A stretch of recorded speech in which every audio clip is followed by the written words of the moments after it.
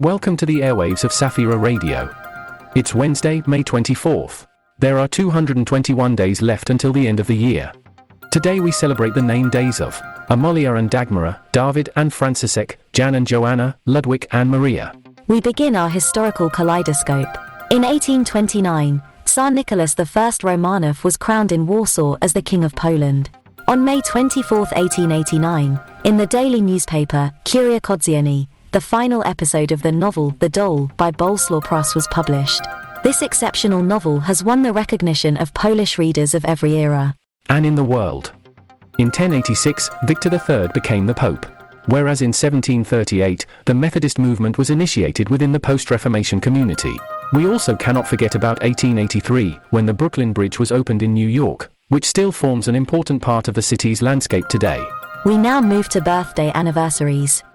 Today, May 24th, we celebrate the birthdays of three distinguished figures. In 1522, John Jewel was born, an English Anglican clergyman and Bishop of Salisbury. Meanwhile, in 1824, John Gibson Paton was born. This Scottish Protestant missionary created the first hymnbook and translated the New Testament into the language of the island's inhabitants. Whereas in 1960, Guy Fletcher was born, a British musician, composer, music producer, and member of the band Dire Straits. News from Poland. The Faith and Light communities celebrated their 45th anniversary. This movement has an international and ecumenical character. The movement promotes the value of people with intellectual disabilities and strives for their social integration. In Poland, there are about 90 such communities. People with intellectual disabilities are considered to have a higher heart quotient. They can teach others about love and being loved.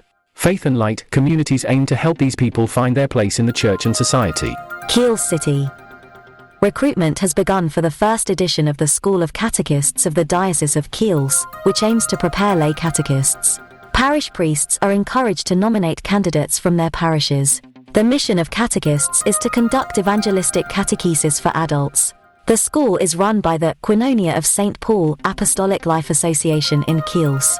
As reported by the Lutheran Herald, almost 1 million zlotys have been raised over the past 2 months for the treatment of 11-year-old Timo Turs. The boy suffers from neuroblastoma. The campaign began with a Christmas fair and charity concert. It then expanded on Facebook, where auctions of various items and services were organized. Timo Turs, along with his parents, belong to the evangelical parish in Cherwianka-Leszczyny. The entire evangelical community was involved in the fundraising. The results exceeded expectations. Thanks to this support, Timek will be able to undergo treatment in New York. The assistance for him was the result of the engagement of many people and faith. We hope that Timek will regain his health. May God bless him. News from around the world. In Los Angeles, the Women's Mosque of America operates. Islamic activist Hazen Ali states that the Women's Mosque is fundamentally important for studying the Quran. The mosque gathers a multicultural group of women who are shaping their religious identity. The Quran is a tool for building community and strengthening faith in the spirit of brotherhood and love. Women in this mosque also tackle social issues and actions for the natural environment. Women want to show that the true face of Islam is free from politics and violence. Vatican. African Cardinal Duden Zapalaringa, who attended a pre-synodal meeting in Rome, believes that the Church needs a new Pentecost and a revival of the Holy Spirit. In his view, further decentralization is not needed. What is needed is a missionary awareness at the local level. The Cardinal emphasizes that in Africa, the proximity of God is experienced, and this is an important message for everyone. He also speaks of the need for pastors to be close to all people. USA. Pastor Tim Keller has passed away at the age of 72 after a battle with cancer. In his last words, he expressed a desire to see Jesus. Keller was known for his committed preaching. He combined faith with contemporary culture. His books, such as The Reason for God, gained great popularity.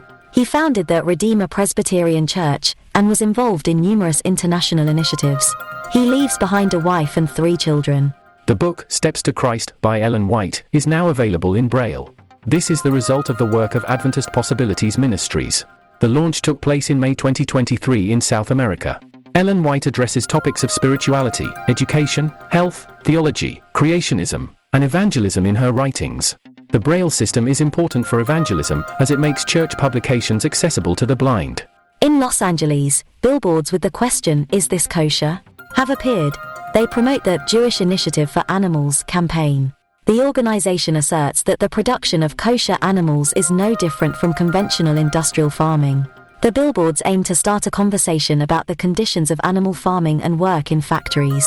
The campaign encourages the adoption of a plant-based diet as more sustainable and in line with Jewish values. Those were the most important news items of the day. Stay with us on the airwaves of Safira Radio. We broadcast the most important news and inspiring Christian content for you.